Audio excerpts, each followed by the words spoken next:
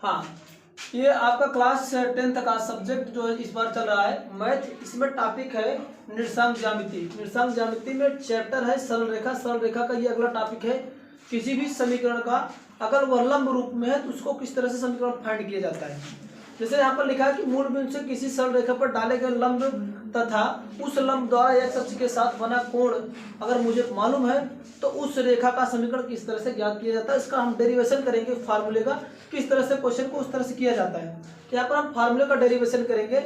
यहाँ पर मैं एक एक्स एक्सिस और वाई एक्सिस बना कर रखा हूँ, यानी कोऑर्डिनेट एक बना कर रखा हूँ। ये मेरे पास कोई एक रेखा ए बी है और ए बी पे यहाँ इस कोई एक रेखा पे यहाँ से इस पे मूल बिंदु पे लंब है, यानी एल ओ इस पे क्या है, ए बी पे एक लंब रेखा है।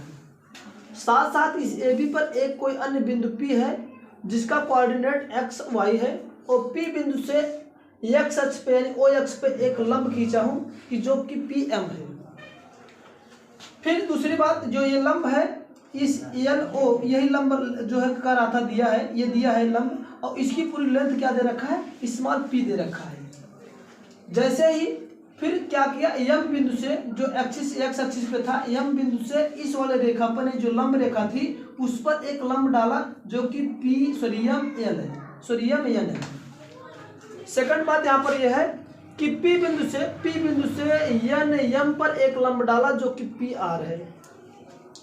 अब ये फिगर इस तरह से, जैसे यहाँ से मैंने डाला क्या, यहाँ से एक लंब डाला, ये ओ एल था जो कि ये लंब रेखा है, इसी का हमें इक्वेशन फाइंड करना है। इस पर एक अन्य बिंदु P है कि जिसका कोऑर्डिनेट x और y है। फिर क्या किया, इस लंब से यानी यम बिंदु से जहाँ पर आके मिला इसको यम से इस पर एक लंब डाला जो कि पी एन है। सेकंड बात यहाँ पर की कि P बिंदु से इस वाले पे यानी एन यम पर एक लंब डाला जो कि पी एन है। इतना फिगर बनाने के बाद, और पहली तो बात ये लंब रेखा है यानी ये लंब डाला गया, इसकी लंबाई पी गिवन रहेगा और ये एंगल जो झुका हुआ है एक्स अक्ष के साथ तथा वो जो लंब दिया है उसके साथ जो अल्फा कोण झुका हुआ ये दोनों दिया रहेगा। तब इस रेखा का हमें समीकरण ज्ञात करना है, यानी ओ एल का समीकरण ज्ञात करना है। अब ये अल्फा है, ये एंगल अल्फा है, तो सीधी सी बात है अगर मैं ये पूरा ओवरऑल ये ट्रायंगल लेके चलूँ, ये ट्रायंगल है ना, कौन सा, ओ एल ए, क्योंकि ये समकोण त्रिभुज है, क्योंकि यहाँ पर लंब है, ये समकोण त्रिभुज बनेगा ओ एल ए बी। अगर ये अल्फा दे रखा है, ये 90 अंश का होगा, तो ये कोण कितने का होगा, तीनों को जोड़ेंगे कैसे, यहाँ से देखेंगे इसकी वैल्यू निकल कर आएगी क्या। हम जानते हैं कि त्रिभुज के रूल क्या होता है, ये कौन सा त्रिभुज है हमारा, और यहाँ पर मैं समकोण त्रिभुज लगा रहा हूँ, समकोण त्रिभुज बराबर क्या होता है कि समकोण त्रिभुज में लूँ कौन सा, ओ एल ए लूँ, इसमें होगा क्या हमारा मिल का आएगा। हम जानते हैं किसी भी तीन अंतःकोणों का योगफल 180 अंश होता है, इसका अगर अल्फा है इसको मैं जेड मान लूँ तो अल्फा प्लस का जेड प्लस का, सॉरी ये जेड नहीं, ये 90 अंश का, क्योंकि समकोण है ना, ये जेड ले रहा हूँ, जिसके वैल्यू मुझे फाइंड करना है। तो अल्फा प्लस का जेड प्लस का 90 इक्वल टू 180 होता है, ये तो आप लोग जानते ही हैं। तो ये क्या हो जाएगा, जेड की वैल्यू अगर मैं फाइंड करना चाहूँ तो अल्फा इसको रिमूव कर दूँ, 90 माइनस का अल्फा बनेगा। तो जेड इक्वल टू यहाँ पर घट का आ जाएगा 90 माइनस का ये अल्फा, जेड वाली वैल्यू क्या आ जाएगी, इसकी ये वैल्यू आ जाएगी क्या, 90 माइनस का अल्फा। ये सब क्यों कर रहे हैं, क्योंकि मुझे ये वाला एंगल फाइंड करना है, ये वाला एंगल फाइंड करना है। ये और ये बोथ आर इक्वल है क्योंकि ये लंब रेखा है और ये भी है, इस पे दोनों पर लंब है, तो सीधी सी बात ये और ये दोनों रेखा क्या होंगी, आपस में बराबर होंगी। अगर यहाँ तक मेरे को बात ये आ गई, तो अगर इस वाले कोण की वैल्यू निकालूं, इस वाले यानी कोण एम पी और ए की वैल्यू निकालूं, तो यहाँ पर भी ये इस पे लंब है, तो ये 90 अंश का कोण बनाएगा। फिर से वही रूल लगेगा, तीनों कोणों का अंतः क्या होगा, इसको जोड़ेंगे 90 प्लस का 90 माइनस अल्फा प्लस का इसकी जो भी वैल्यू है इसको मैं मान लेता हूँ क्या, इसको ए अंश मान लेता हूँ, तो इसकी वैल्यू क्या आएगी, फिर ओवरऑल काट कूट के पीट के फिर ये अल्फा आ जाएगा। जैसे ये अल्फा आ जाएगा, ये देख रहे हैं, ये इस पे ये वाली रेखा, ये इस पे लंब है, इस रेखा पे लंब है, तो ये भी 90 अंश का कोण बनाएगा और ये भी 90 अंश का कोण बनाएगा।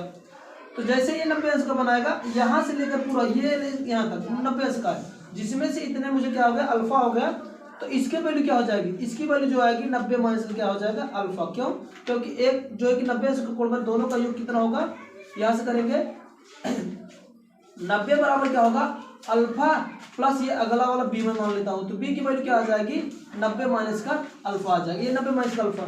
ये फिर भी इस पे परपेंडिकुलर है, इस पे परपेंडिकुलर है, कहने मतलब ये भी 90 अंश का बनेगा। यहाँ से इसको ऐड करेंगे 90 माइनस अल्फा प्लस का 90, यहाँ पर कर दे रहे 90 माइनस का अल्फा प्लस का 90 प्लस का अदर कोण जो भी होगा, इसको मैं पी मान लेता हूँ, पी तो मान कर रखा हूँ, इसको हमको ये आर कोण मान ले रहा हूँ, बराबर क्या होता है 180 का होता है। इसको दोनों को जोड़ लेंगे तो 180 आ जाएगा, माइनस का अल्फा बचेगा प्लस का आर बचेगा 180।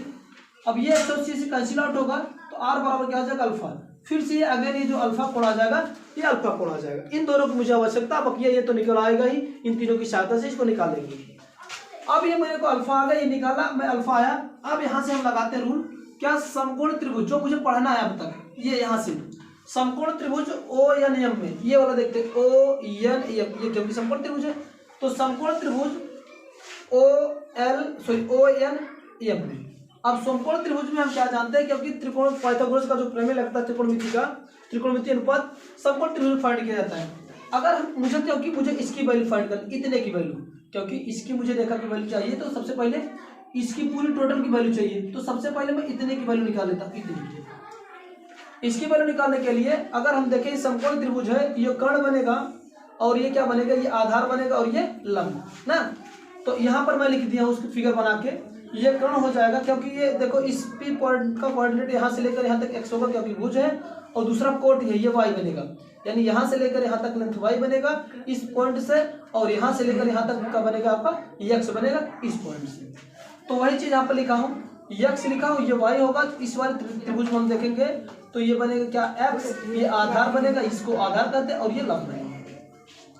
तो हम यहाँ से इसकी वैल्यू फाइंड करना है, तो हम देख लेते हैं क्या होता है लाल बट्टे का, जिसमें मुझे ये बेस मिले, यानी कहने मतलब आधार बराबर। तो आधार बराबर क्या, आधार बटे लंब ये है जिसमें दोनों वैल्यू मुझे फाइंड है।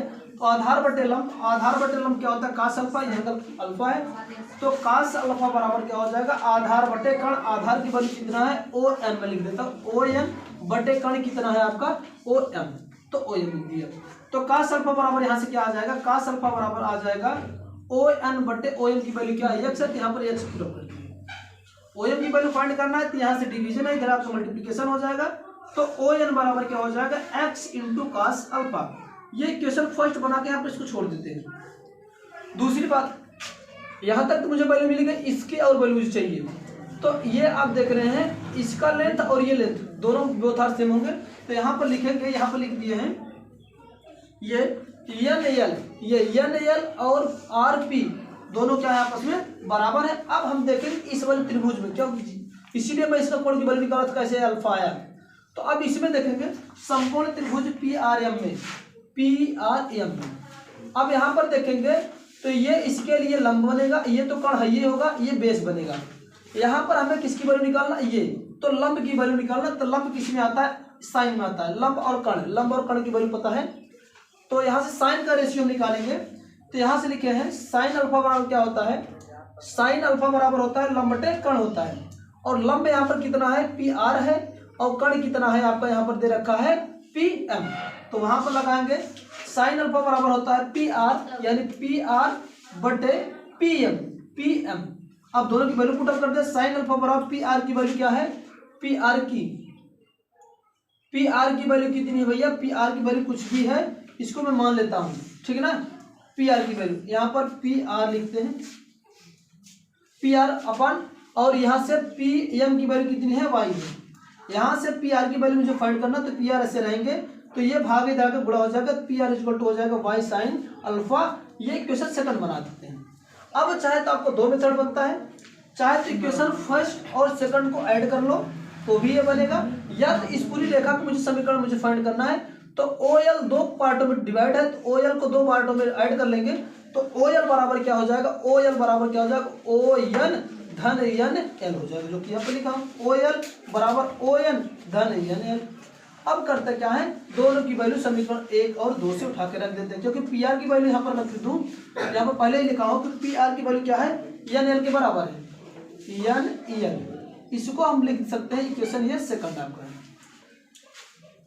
इन दोनों की वैल्यू ओ एन यानी ओ एन और एन एल की वैल्यू इसमें रखने पर इस वाले इक्वेशन में, ठीक है ना, इसमें रखेंगे, इक्वेशन थर्ड मान लेते हैं, इसमें जैसे रखेंगे ओ एल, यहाँ से आ जाएगा क्या ओ एल बराबर क्या हो जाएगा, इसकी value x cos alpha plus n l की वैल्यू वाई साइन अल्फा, अब ये ओ एल जो था ये लंब रूप दिया है, लंब रेखा का सब यानी लंब दिया कि पी है, तो इसकी वैल्यू पी लिखते हैं। पी बराबर क्या हो जाएगा cos अल्फा प्लस का साइन वाई साइन का अल्फा, यक्स cos अल्फा बटे पी बराबर आ जाएगा यक्स cos अल्फा प्लस का वाई साइन अल्फा। ये आपका समीकरण आ जाएगा कब, अगर किसी भी रेखा का लंब रूप दिया हो, साथ साथ उस लंब रेखा के साथ यक्स अक्ष पर दिएगा झुकाव दोनों मालूम है, तो इसको इस मेथड से सॉल्व किया था। ये इसका डेरिवेशन है, इस पे क्वेश्चन का रखना है, आपका आंसर आ जाएगा। तो ये आपका पहला मेथड था, इसके लिए भी वैकल्पिक मेथड है, 3 मेथड इसके भी हैं। तो दूसरा मेथड के बारे में अगला डिस्कस करेंगे।